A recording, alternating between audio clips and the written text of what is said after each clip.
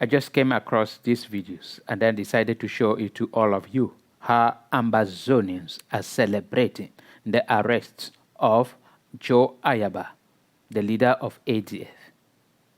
And then I asked myself, why are these people fooling themselves in the name of they are fighting to achieve an independence? Listen to them. In Norway, a turning point for Ambazonia's struggle.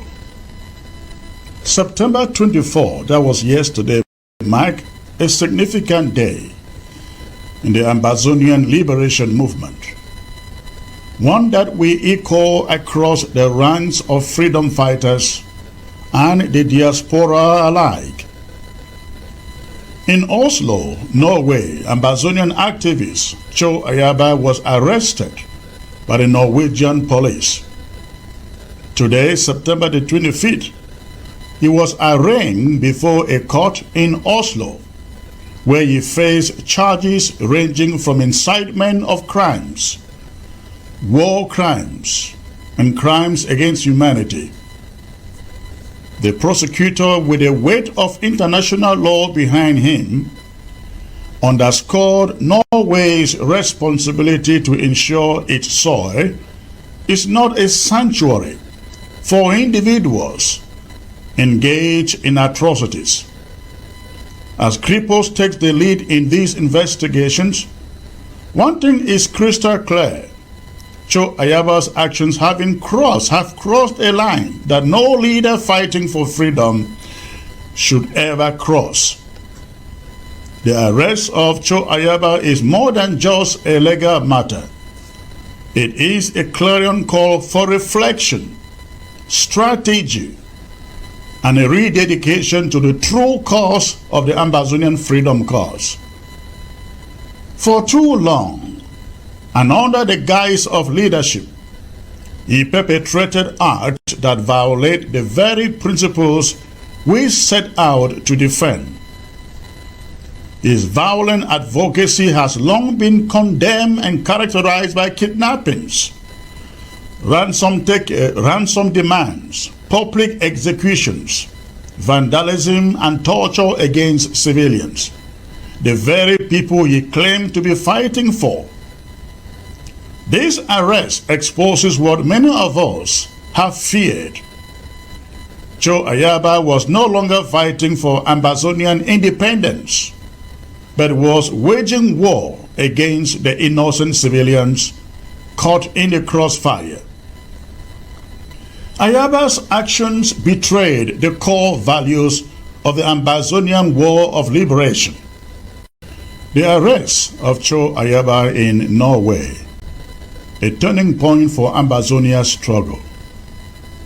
September 24, that was yesterday, marked a significant day in the Ambazonian liberation movement, one that we echo across the ranks.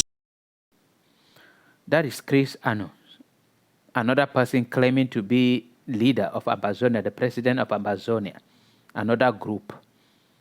If this is your first time joining TFA Talking Point, subscribe to our channel.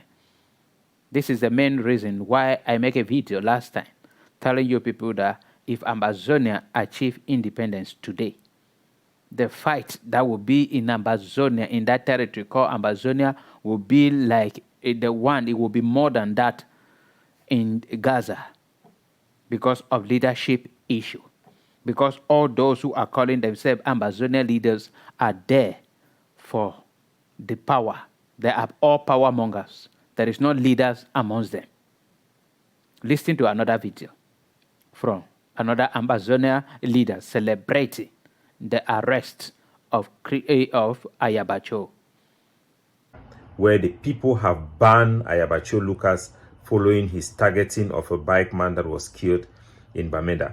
Ayaba Cho Lucas, unlike other Ambazonians who have been falsely accused without any proof that they have committed any war crimes other than acting in self-defense to fight back against Cameroon government operations, Ayaba Cho Lucas have actually committed war crimes that should be arrested if Cameroon government is competent.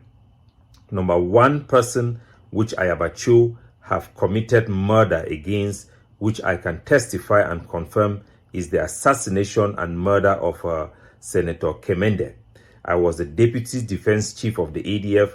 I was a spokesperson of ADF. I approached Ayaba Cho when Kemende arrived in Bamenda to inform him about his plea that he wants to go to his village and that the ADF should allow him access. Instead, Kemende was killed by the ADF. His vehicle was later found in the camp where the ADF Brigade of Tanka was keeping that vehicle. Based on my communication with Ayaba Cho was directly involved in the killing of Kemende. It is a fact that the ADF carried out the execution of Kemende. And that is a fact which he cannot deny, because I can testify of his connection to that particular crime, which I rejected at that moment where he proposed that Kemende should be arrested. He proposed to me that he should be arrested, and he was killed in that process, whether it was done deliberately or not. But the fact that Ayaba Cho consistently refused to answer my direct question to him during those periods is an indication that he was directly involved in the plot to assassinate Kemende. We also know for sure that there have been CPDM people who were eyeing the seat of Kemende, who had bribed ADF soldiers to carry out the assassination. That one we know for sure. So we know that Ayaba Cho was involved. There are other war crimes that Ayaba Cho have committed, like the public execution of 2 individuals in Gozang. I think that happened in October 13. October 13 will soon come. That will be the anniversary where 2 individuals, one of whom was a notable in Gozang, were publicly executed. The spokesperson of the Ague of Sea ADF, Lucas Asu, announced and confirmed that the ADF executed those 2 people on the 13th of October 2024 with the false accusation that those individuals were collaborating with the Cameroon government, and they were arrested and investigated for a long period of time and were summarily executed, which itself is a crime. It turned out that the Human Rights Watch and other reputable organizations investigated that case and came out with the facts that those individuals were never arrested and investigated by the ADF. The allegations were all false, and those 2 individuals were simply executed because the Ayaba Cho have demanded that people should be shown example by killing them so that it would drive fear in the heart of our people. It was all about using terror to intimidate our people in Gozang.